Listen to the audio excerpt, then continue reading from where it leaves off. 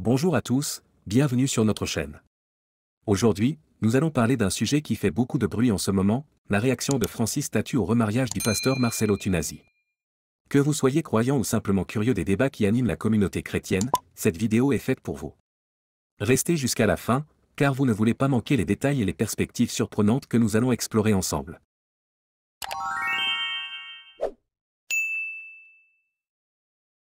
Pour commencer, mettons un peu de contexte.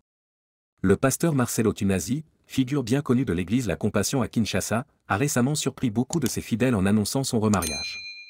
Ce mariage intervient après la période de deuil suite au décès de sa première épouse, Blanche.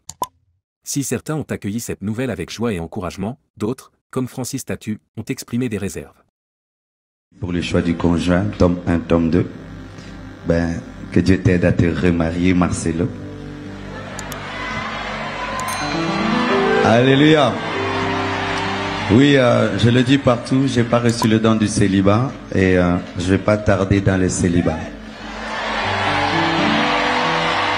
Et vous avez la primeur au GA d'avoir ma confirmation. Dans ma vie, prêche, et j'aimerais toujours prêcher par ma vie. Et des fois, dans l'église du Congo, on a des doctrines qui ne sont pas bibliques. Amen. Que Soko Lingagi Motu faut ça à 5 ans. Alléluia. Nous allons chanter pour la gloire de Dieu. Francis Tatu est un commentateur et influenceur reconnu, souvent présent sur les réseaux sociaux pour partager ses opinions sur divers sujets, notamment ceux touchant à la communauté chrétienne. Il n'hésite pas à dire ce qu'il pense, même si ses propos sont parfois controversés. Sa réaction au remariage du pasteur Marcelo n'a pas fait l'exception. Dès l'annonce du remariage de Marcelo Tunasi, Francis Tatu n'a pas tardé à faire entendre sa voix.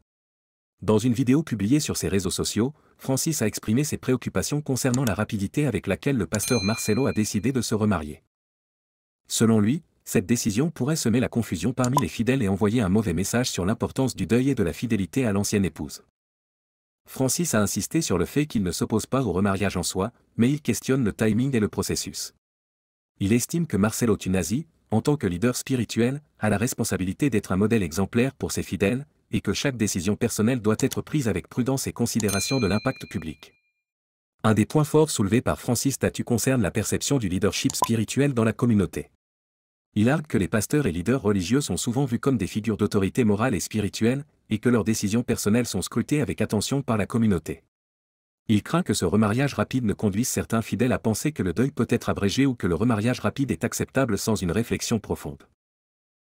Un autre aspect mentionné par Francis est la notion de guérison personnelle et émotionnelle.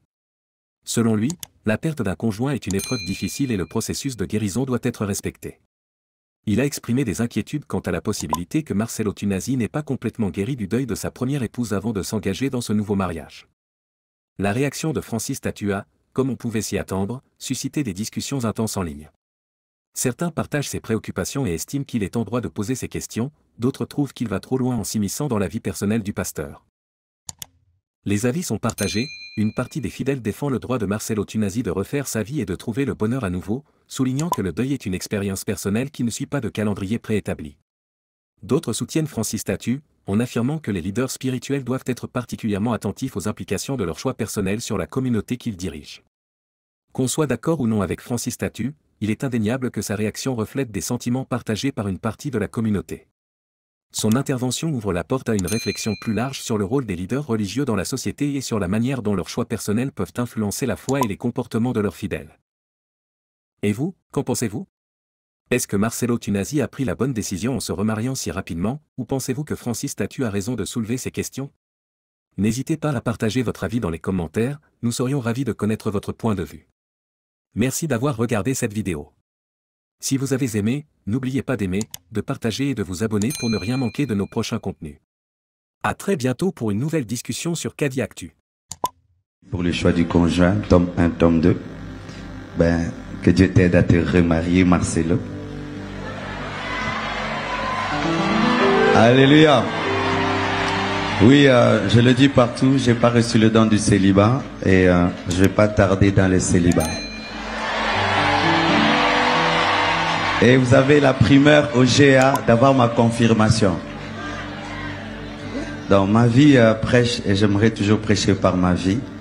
Et des fois, dans l'église du Congo, on a des doctrines qui ne sont pas bibliques. Amen. Que Soko Lingaki Motifo, ça a 5 ans.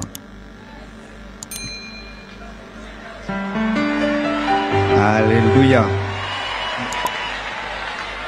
Nous allons chanter pour la gloire du Seigneur. Les principes pour le choix du conjoint, tome 1, tome 2. Ben, que Dieu t'aide à te remarier, Marcelo. Alléluia. Oui, je le dis partout, j'ai pas reçu le don du célibat et je vais pas tarder dans le célibat. Et vous avez la primeur au GA d'avoir ma confirmation. Dans ma vie, prêche, et j'aimerais toujours prêcher par ma vie. Et des fois, dans l'église du Congo, on a des doctrines qui ne sont pas bibliques. Amen. Que Soko Lingaki. Vous allez remarquer une chose que la Bible dit, il persévérait. Il persévérait. Après la foi, après la repentance, il faut persévérer. Ne lâchez pas, n'abandonnez pas. Que rien ne puisse vous séparer de l'amour de Dieu. Qu'aucune épreuve ne puisse te séparer de Dieu. Qu'aucune tentation ne puisse te séparer de Dieu. Qu'aucun problème ne puisse te séparer de Dieu. Qu'aucun homme, qu'aucune femme ne puisse te séparer de Dieu. Qu'aucune bénédiction ne puisse séparer de Dieu. Va jusqu'au bout, jusqu'à la mort. Mourez chrétien, mourez chrétien, mourez chrétien, mourez chrétien. Soyez enterrés chrétiens, soyez enterrés chrétiens. Bientôt, très bientôt, Jésus revient. Persévérez pour être enlevé. Persévérez pour être enlevé. N'abandonnez pas. Ça fait plus de 30 ans que je suis chrétien. Et je peux dire que c'est la pratique de ces choses. 30 années, j'ai été tenté. J'ai été éprouvé. J'ai vécu des choses bizarres. Mais ce sont ces choses qui m'ont gardé. Tu ne t'es pas converti pour t'arrêter. Tu ne t'es pas converti pour abandonner. Tu dois aller jusqu'au bout. Tu dois aller jusqu'au bout. Et s'il y en a qui ont commencé à se lasser, qui ont commencé à se fatiguer, à rentrer en arrière, relève-toi, relève-toi, relève-toi. Elle n'est pas morte en cherchant à faire du BBL. Elle avait le BBL naturel des Balouba.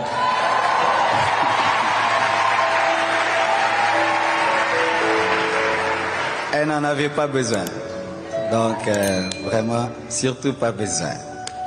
Nakatia, Nalobatro, Bonsoir la famille, que Dieu vous bénisse. C'est Joël Francis Tato. Je suis dans mon bureau, il se fait tard déjà.